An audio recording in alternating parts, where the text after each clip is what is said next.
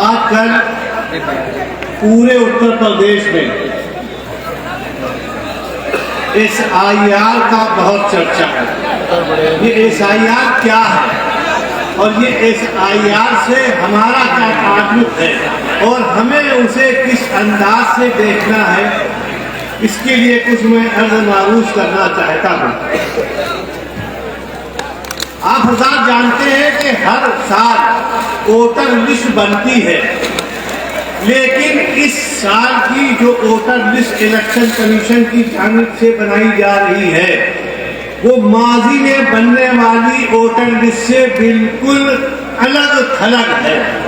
इस voter list में शामिल होने के लिए अब हमको हर सूबे के सारे बाशिंदों को अपनी शहरियत साबित करनी पड़ेगी कि आप इस मुल्क के शहरी हैं या नहीं हैं। दस्तावेज जो इलेक्शन कमीशन ने 11 दस्तावेज बताए हैं उसको की रोशनी में अगर आप इस मुल्क के शहरी होंगे तो आपका नाम वोटर लिस्ट में शामिल किया जाएगा। इलेक्शन कमीशन ऑफ इंडिया ने इस SIR में मुल्क के शहरियों को 4 हिस्सों में उनकी डेट ऑफ बर्थ की बुनियाद पर तकसीम किया है। वो समाअत फरमाने जिनकी पैदाइश 1 जनवरी 1987 से कब्ल हुई है और उनका नाम 2003 की वोटर लिस्ट में है। ऐसे वोटर्स जिनकी पैदाइश 1 जुलाई 1987 से कब्ल हुई है और 2003 की वोटर लिस्ट में नाम है, उनको किसी भी तरीके का दस्तावेज जमा करने की कोई जरूरत नहीं है।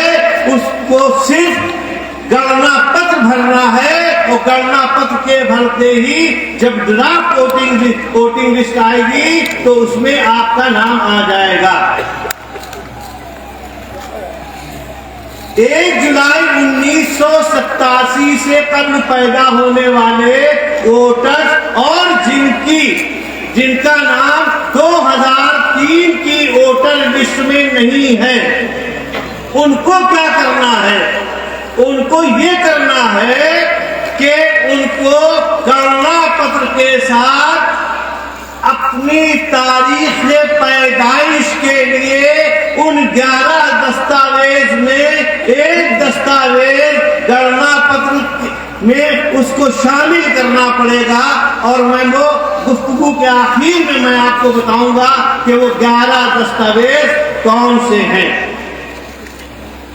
तीसरा वर्ग ये है जिनकी पैदाइश 1 जुलाई 1987 के बाद हुई हो और 1 जुलाई 1987 के बाद और 2 दिसंबर 2004 के दरमियान जिनकी पैदाइश हुई है, वो शहरी जब गणना पत्र जमा करेंगे उनकी वोटर लिस्ट में नाम की शमूलियत के लिए जरूरी ये है कि वो अपनी डेट ऑफ बर्थ के साथ साथ अपने वालिदैन में से किसी एक का, यानी अपनी वालिदा या अपने वालिद का किसी एक का उन दस्तावेज 11 दस्तावेज में एक दस्तावेज आगे जमा करना पड़ेगा, तभी आपका नाम वोटर लिस्ट में शामिल किया जाएगा। अब जिनकी पैदाइश 2 दिसंबर 2004 के बाद हुई है, ऐसे शहरी उनको अपने डेट ऑफ बर्थ का कोई दस्तावेज और अपने वालिदैन का डेट ऑफ बर्थ का दस्तावेज शामिल करना है। कुल मिला के आप ये सोच समझ लीजिए कि अपना और अपने वालिदैन के दस्तावेज को आपको संभाल कर रखना है। अब आपके दरमियान इलाकों में BLO आ रहे हैं। इलेक्शन कमीशन की गाइडलाइन के एतबार से उन्हें उनको चाहिए कि वो आपको 2 गणना पत्र दें, लेकिन शिकायत ये आ रही है कि एक गणना पत्र बीएलओ को दे रहे हैं। अगर ऐसा कुछ है तो आप अपने इलाके के जो एआरओ साहब हैं उनसे आप शिकायत कर सकते हैं। अब ये गणना पत्र क्या है? गणना पत्र के साथ आपको कोई भी दस्तावेज बीएलओ को नहीं देना है। गणना पत्र को आपको 4 हिस्सों में मैं आपको बताना चाहता ये हूँ कि गणना पत्र कैसे आप भरेंगे। जैसा कि आपके इल्म में ये है कि 2003 की वोटर लिस्ट से 2025 की वोटर लिस्ट से मिलान किया जाएगा। उसी तरीके से ये इलेक्शन कमीशन ऑफ इंडिया का गणना पत्र आपके सामने आपके बीएलओ ने दिया है। अब मैं आपकी खिदमत में ये गुजारिश करना चाहता हूँ कि आप इसको किस तरीके से भरेंगे। ये बहुत अहम मसला है। अगर आपने इसमें कोई तसाहुली बरती तो याद रखिए कि आपका नाम वोटर लिस्ट में दर्ज होने से रह जाएगा। देखिए, ये गणना पत्र आप सब लोगों के पास, ज्यादा लोगों के पास आ गया होगा। 4 हिस्से हैं ये। एक हिस्सा जहाँ जो फोटो लगा हुआ है, इसके नीचे वाले हिस्से में आपको 2025 की जो जानकारियां हैं वो भरना है। जैसा कि आपको अपनी डेट ऑफ बर्थ लिखनी है, इसके बाद आधार संख्या लिखनी है, अपना मोबाइल नंबर लिखना है, इसके बाद आपको अपने वालिद का नाम लिखना है। अगले कॉलम में आपको अपने वालिद का वोटर कार्ड नंबर लिखना है। ये ध्यान रहे कि कोशिश ये कीजिएगा कि 2025 की वोटर लिस्ट में जो आपके वालिद का वोटर कार्ड नंबर हो उसको आपको इसमें तहरीर करना है। इसके बाद आपको अपनी वालदा का नाम लिखना है और इसी तरीके से आपको अपनी वालदा का भी वोटर कार्ड नाम लिखना है। तीसरा कॉलम यह है कि पति या पत्नी का।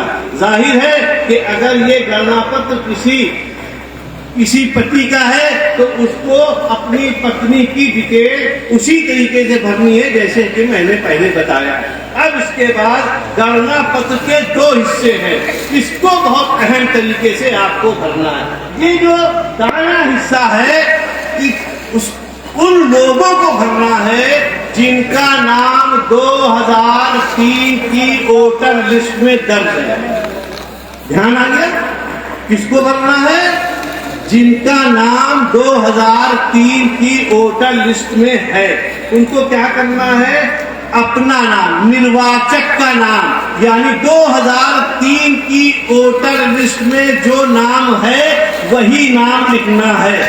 अगर आपका नाम 2025 की वोटर लिस्ट में मोहम्मद नईम सिद्दीकी लिखा हुआ है, लेकिन 2003 की वोटर लिस्ट में मोहम्मद नईम लिखा हुआ है, तो आपको मोहम्मद नईम लिखना है।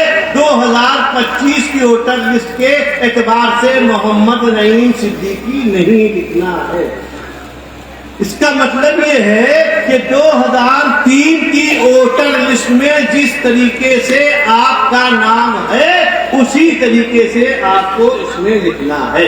इसके बाद ये है वोटर कार्ड नंबर। याद रहे कि इसमें आपको 2003 की वोटर लिस्ट में जो वोटर कार्ड नंबर है वो ये लिखना है। 2003 की वोटर लिस्ट में ऐसा देखा गया है कि बहुत से वोटर्स का नाम लिखा हुआ है लेकिन उसके नाम के आगे उसकी मतदाता संख्या नहीं लिखी है। तो मतदाता परिचय पत्र की संख्या यदि नहीं लिखी है तो इसमें परेशान होने की कोई जरूरत नहीं है, इसको आपको क्रॉस कर देना है। इसके बाद संबंधी का नाम, यानी आपने अपना अगर नाम लिखा है तो इसमें आपको अपने वालिद का नाम लिखना है। इसके बाद संबंध, नीचे लिख जाएगा पिता, उसके बाद जिला, उसके बाद राज्य का नाम, इसके बाद विधानसभा क्षेत्र का नाम। ये ध्यान रहे कि 2003 में जो वोटर लिस्ट में विधानसभा का नाम और नंबर था वो दर्ज करना है। जैसा कि 2025 में यहाँ की विधानसभा महाराणा शरीफ है, लेकिन 2003 में ये महाराणा नहीं थी, तो आपको 2003 की जो विधानसभा होगी उसको आपको दर्ज करना है। 2025 की विधानसभा का नाम और नंबर नहीं लिखना है, यानी 2003 की जो सारी तफसीलात है वो इसको लिखना है। इसके बाद आपको विधानसभा का नंबर लिखना है, जो आपके विधानसभा का नंबर हो, जैसे 275, 40, 200 कुछ भी हो वो लिखना है। इसके बाद आपकी भाग संख्या से मुराद ये है कि जिस बूथ पर आप वोट देते हैं उसको बूथ संख्या भी कहते हैं, लेकिन इलेक्शन कमीशन उसको भाग संख्या के नाम से याद करता है, तो कंफ्यूज होने की जरूरत नहीं है। वही बूथ संख्या को ही भाग संख्या कहते हैं, उसमें आपको लिखना है। इसके बाद क्रम संख्या, यानी कि वोटर लिस्ट में 2003 की वोटर लिस्ट में जो आपकी सीरियल नंबर है वो आपको लिखना है। अब ये वाला कॉलम पिछले कॉलम में दिए गए संबंधी का विवरण। अब आप ये समझ लीजिए कि जिन हजरात का 2003 की वोटर लिस्ट में नाम नहीं है उनको यहाँ अपनी डिटेल भरनी है, इसको क्रॉस कर देना है। यानी जो ये फोटो है, फोटो के नीचे वाला जो ये हिस्सा है वो उन हजरात को भरना है जिनका 2003 की वोटर लिस्ट में नाम नहीं है। अब इसमें भरा क्या जाएगा? इसमें भरा जाएगा नाम। आप अपना नाम लिखेंगे, इसके बाद एपिक नंबर। अब 2003 में जाहिर है, अब जाहिर है कि आपका तो नाम है नहीं, अब आपका नाम नहीं है ना, तब इसमें किसका नाम लिखा जाएगा? अब समझिए, इलेक्शन कमीशन की गाइडलाइन के अनुसार जिन हजरात का 2003 की मतदाता सूची में नाम नहीं है उनको अपने पिता, अपने दादा, अपने नाना, इन तीन में से किसी एक का नाम लिखना है। जब वो आप नाम लिख देंगे तो उनका जो परिचय पत्र संख्या 2003 में है, यानी आपके वालिद साहब का अगर नाम नहीं है तो अपने दादा का नाम, अपने दादा, आपके दादा का कोई नाम नहीं है तो नाना का नाम। ध्यान ये रहे कि इसमें आपको अपनी माता, अपनी दादी, अपनी नानी के परिचय पत्र संख्या को दर्ज नहीं करना है, केवल आपको अपने पिता, अपने दादा और अपने नाना का नाम दर्ज करना है और उसकी मतदाता लिखना है। इसमें संबंधी का नाम लिख दिया जाएगा, संबंध लिख दिया जाएगा, जिला, राज्य का नाम और विधानसभा जिस तरीके से मैंने आपको बताया है उस तरीके से फॉर्म ये भरा जाएगा। एक बहुत बड़ा मसला मतदाताओं के सामने ये आ रहा है कि मान लीजिए कि आज आप महाराणा शरीफ में रह रहे हैं, लेकिन 2003 में आप कासगंज में रह रहे थे, तो इस वक्त आपका 2025 की मतदाता सूची में महाराणा शरीफ में नाम है, लेकिन 2003 में जब आप कासगंज में रहते थे तो आपका नाम कासगंज में है। तो इससे भी भ्रमित होने की जरूरत नहीं है। 2003 की मतदाता सूची में आपका नाम पूरे मुल्क में कहीं भी दर्ज हो, उसको आपको 2003 की डिटेल लिखनी है। यानी आप अगर 2025 की मतदाता सूची में महाराष्ट्र में नाम है तो 2003 की कासगंज की मतदाता सूची में जो नाम, जो क्रम संख्या होगी, जो विधानसभा होगी, वो आपको लिखना है और मामला बिल्कुल सही तरीके से हो जाएगा, क्योंकि माइग्रेशन होते रहते हैं। मकान में लोग रिहाइश बदलते रहते हैं, नौकरी की वजह से और दूसरी वजह से। अब मैं आपकी खिदमत में ये बताना चाह रहा हूं कि इलेक्शन कमीशन ऑफ इंडिया ने वो कौन से 11 दस्तावेज बताए हैं जिनमें से किसी एक को आपको जमा करना। ये ध्यान रहे कि अभी जो पहला मरहला चल रहा है 4 नवंबर से 4 दिसंबर के दरमियान, उसमें आपको गणना पत्र के साथ किसी भी तरीके की दस्तावेज नहीं देना है। अब उन 11 दस्तावेज की मैं नाम आपको बता रहा हूं, गौर से सुनिएगा। वो ये कि मरकजी सरकार या सूबाई सरकार के वो सरकारी मुलाजमीन जो अपनी नौकरी से सबकदोश हो गए हैं यानी रिटायर्ड हो गए हैं और उनको पेंशन मिल रही है, तो जो पेंशन आर्डर नंबर है और ट्रेजरी से जो उनको परिचय पत्र मिला है वो दस्तावेज के रूप में काबिल कबूल है। दूसरा दस्तावेज ये है कि 1987 से कब्ल अगर आपने कोई भी LIC की पॉलिसी ली है, आपका पोस्ट ऑफिस में कोई भी अकाउंट है, आपका किसी भी बैंक में अकाउंट है, और या वो वित्तीय संस्थाएं जो भारत सरकार, राज्य सरकार की तरफ से मान्यता प्राप्त हैं, जो वित्तीय लेन देन करते हैं, अगर उनका कोई भी पॉलिसी आपने रखी है, लेकिन शर्त ये है कि वो 1 जुलाई 1987 से कब्ल का जारी हुआ होना चाहिए। अगर वो है तो वो दस्तावेज के रूप में काबिल कबूल है। तीसरी चीज ये है कि आपका डेट ऑफ बर्थ का सर्टिफिकेट, यानी जिसको हम लोग आमतौर पे जन्म प्रमाण पत्र कहते हैं, वो काबिल कबूल है। बहुत से लोगों को ये भ्रम ये रहता है कि मान लीजिए आजकल आमतौर पर बच्चों की पैदाइश नर्सिंग होम में होती है और नर्सिंग होम वाले अपनी तरफ से नर्सिंग होम भी एक बर्थ सर्टिफिकेट जारी कर देता है। बहुत से मेरे भाइयों के जहन में गलतफहमी पड़ी हुई है कि मेरे पास वो बर्थ सर्टिफिकेट है। तो एक बात आप ये महसूस कर लीजिए कि सरकारी जो जिम्मेदार महकमा है यानी हेल्थ डिपार्टमेंट की तरफ से जारी बर्थ सर्टिफिकेट ही दस्तावेज के रूप में काबिल कबूल है। नर्सिंग होम का बर्थ सर्टिफिकेट काबिल कबूल नहीं है। अब इसके बाद निवास प्रमाण पत्र, अगर आपके पास आपका अस्थायी निवास प्रमाण पत्र जो तहसील से जारी होता है, अगर वो आपके पास है तो वो भी दस्तावेज काबिल कबूल है। इसके अलावा जात प्रमाण पत्र, अगर किसी मतदाता के पास अपनी जात का प्रमाण पत्र तहसील के द्वारा जारी किया गया हो तो वो भी काबिल कबूल है। सबसे अहम दस्तावेज आखिर में बताऊंगा। अब इसके बाद 3 दस्तावेज ऐसे हैं जिससे उत्तर प्रदेश के लोगों का कोई ताल्लुक नहीं है। एक दस्तावेज ये है कि जैसे वन अधिकार प्रमाण पत्र, वन अधिकार प्रमाण पत्र क्या होता है इसको बस मोटी मोटी समझ लीजिए। वन अधिकार प्रमाण पत्र आदिवासी लोगों को जीवन व्यतीत करने के लिए राज्य सरकार द्वारा दिया जाता है। जंगल का कुछ हिस्सा उसको वन प्रमाण पत्र दिया जाता है। वो उत्तर प्रदेश में कोई ऐसी रिहाई नहीं है, ठीक है ना।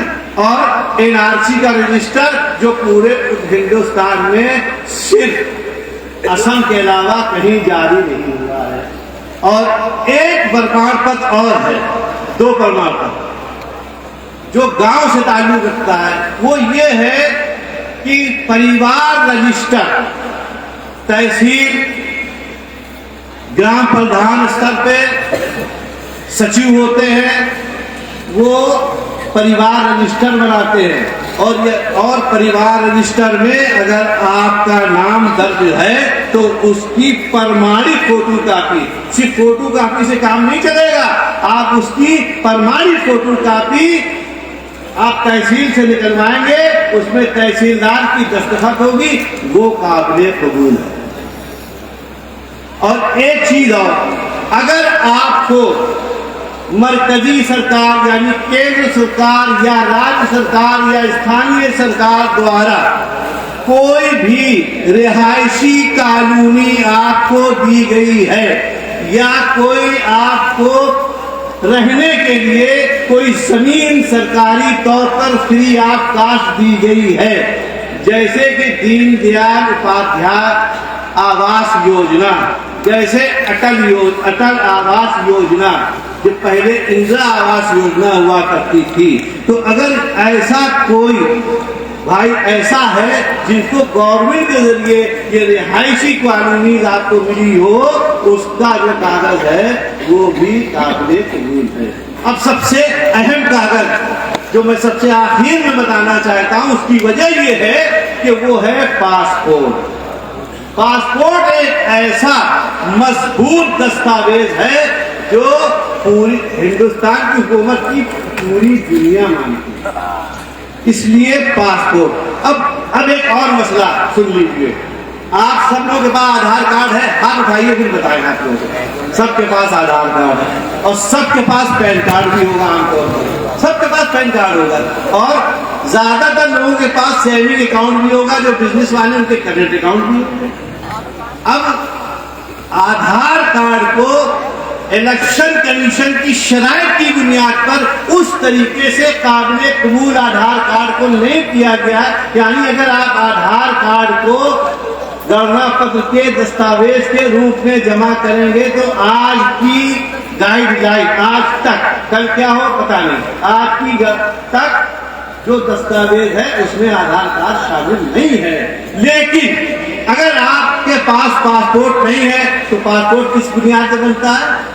आधार की बुनियाद पर, पैन कार्ड की बुनियाद पर, बैंक अकाउंट की बुनियाद पर। तो जब आपके पास 3 दस्तावेज हैं और कोई दस्तावेज नहीं है तो परेशान होने की जरूरत नहीं है। आप बराए करम पासपोर्ट को अप्लाई कर दीजिए, 15 दिन, 22 दिन, 20 दिन में अप्लाई, आपके पास दस्तावेज पासपोर्ट आ जाएगा।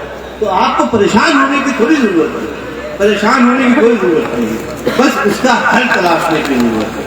और जब आप इस गणना पत्र को अपने बीएलओ को दें, उससे दस्तखत कराएं और उसको आप रिसीविंग लेकर अपने पास जमा करें, ये बहुत अहम कागज है।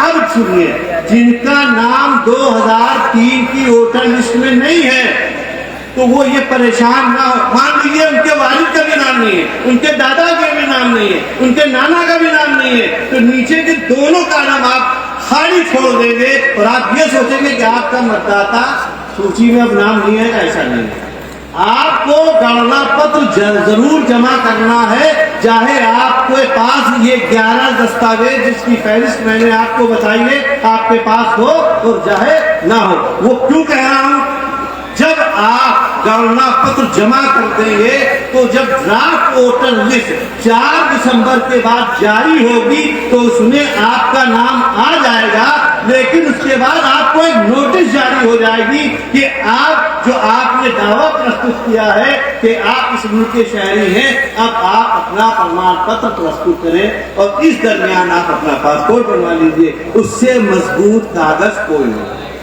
एक शिकायत और मिलती है, आपको गणना पत्र दे गया, आपने कहीं उसको खो दिया। अब वो गणना पत्र बहुत अहम है, उसमें आपका बार कोड है, आपका फोटो है और 2025 की तफसीलात है, तो आपने उससे खो दिया।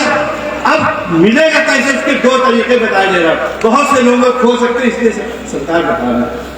उसकी वजह ये, अगर आपको वो खो गया तो सबसे पहले आप ARO को ये एप्लीकेशन देंगे कि मैं फला विधानसभा का इस भाग संख्या का मतदाता हूँ, मुझे BLO के जरिए 2 गणना पत्र दिए गए थे, लेकिन घर से ऑफिस या किसी काम से जाते वक्त वो कहीं गिर गए हैं, इसलिए आप हमको वो 2 उसकी डुप्लीकेट जारी कर दीजिए।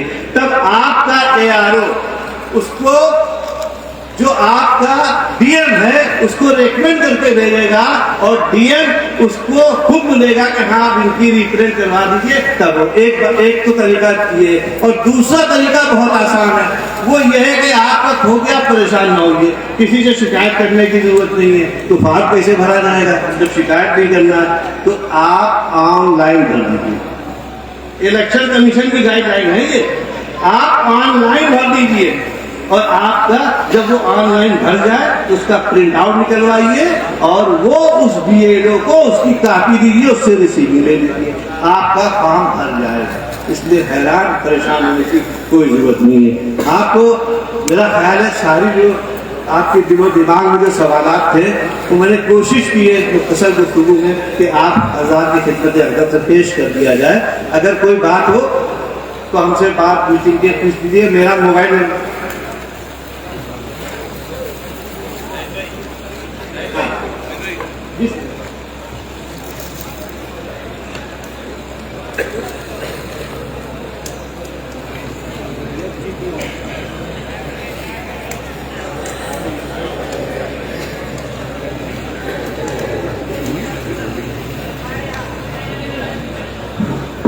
सरकार अमान मिनट ने एक सवाल किया, बहुत अहम सवाल है कि अगर कोई मतदाता गणना पत्र प्राप्त होने के बावजूद तसाहुरी बरतता है और वो गणना पत्र नहीं भरेगा तो उसका नुकसान मालूम क्या होगा? आपकी ड्राफ्ट वोटर लिस्ट में आपका नाम नहीं आएगा और ड्राफ्ट वोटर लिस्ट में जब आपका नाम नहीं आएगा तो आप वो वक्त जो इलेक्शन कमीशन ने बनाया है 4 नवंबर और 4 दिसंबर के दरमियान वो आप नहीं जमा करेंगे तो आपका वोटर लिस्ट में नाम दोबारा आएगा नहीं। और ये वोटर लिस्ट जो बन रही है वो शहरियत की बुनियाद पे बन रही है। तो आप ये समझ लीजिए कि अगर आपने गणना पत्र ना जमा करने की गलती की तो आपकी शहरियत के आगे सवालिया निशान लग जाएगा और उसको हल करने में आपको बहुत दिक्कत है। एक बात जहन में बिल्कुल रख लीजिए अच्छी तरीके से, अगर आपने ये गलती की खुदा ना खास्ता तो बहुत बड़ा नुकसान किया है। आप इसको आमतौर पर मतदाता सूची तैयार होती है वैसा न समझिएगा, इसलिए ये बहुत अहम है, इसमें कोई तसाहुली न बरतिए। सरकार सदर मिल्लत फरमा रहे हैं कि आप इस तकरीर का एक वायरल करने के लिए अलग से बना दीजिएगा आप हज़रात, ताकि उसको वायरल कर दिया जाए, क्योंकि तकरीर अभी की है, बहुत लोग सुन के बाद में भूल जाएंगे। तो मैं आपसे कह रहा था मेरा मोबाइल नंबर नोट कर दीजिए, आपको कहीं भी कोई परेशानी हो आप मुझे फोन कीजिएगा 9839909070। ये नंबर नोट कर लीजिए। आपको जब भी कोई परेशानी हो, अगर आप अपना गणना पत्र भरते हैं उसकी व्हाट्सएप कॉपी मुझे भेज दीजिए, हम उसको चेक कर लेंगे। 9839909070। हाँ, एक बात और वो बहुत अहम है, अगर 2025 की वोटर लिस्ट में आपका नाम नहीं है लेकिन 2003 की वोटर लिस्ट में नाम है तो आपके पास गणना पत्र नहीं आएगा। अब सरकार ने जो सवाल किया, एक तो आपकी तसाहुली की वजह से नाम नहीं आया, वो एक अलग मसला पैदा हो गया।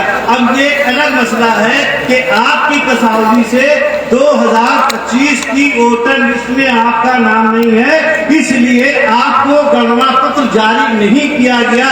तो अब आप इसके लिए क्या करें? इसके लिए आप ये करें कि 6 नंबर अपना फॉर्म ऑनलाइन सबमिट कर दीजिए, अभी भी सबमिट कर लीजिए। तो जब वो ड्राफ्ट वोटर लिस्ट आएगी उसके बाद जब मार्च में आएगी तो आपका नाम 2025 की वोटर लिस्ट में आ जाएगा। अब इसके बाद इलेक्शन कमीशन को जो भी दस्तावेज आपको आपसे चाहिए होगा वो बाद में आपसे तलब कर देगी, लेकिन अगर आज आपका कोई बेटा, भाई, बेटी, बहन 18 साल का हो गया है, जाहिर है उसका अभी 2025 की वोटर लिस्ट में नाम नहीं होगा, तो आप इंतजार नहीं कीजिए कि बीएलओ साहब आपसे कहेगा, अभी तक पूछ के देखिएगा, बीएलओ साहब कहेंगे मार्च में भरा जाएगा। इसका इंतजार मत कीजिए, आप ऑनलाइन 6 नंबर फॉर्म भरिए। जब फॉर्म भर जाएगा आपके पास इलेक्शन कमीशन की तरफ से एक मैसेज आएगा, उसमें बीएलओ का नाम आएगा, बीएलओ का नंबर आएगा। आप बीएलओ से कांटेक्ट कीजिए, अपने पेपर्स वेरीफाई कराइए और उससे रिपोर्ट सबमिट करा दीजिए। बस ये काम आपका आसान हो जाएगा। अस्सलाम वालेकुम।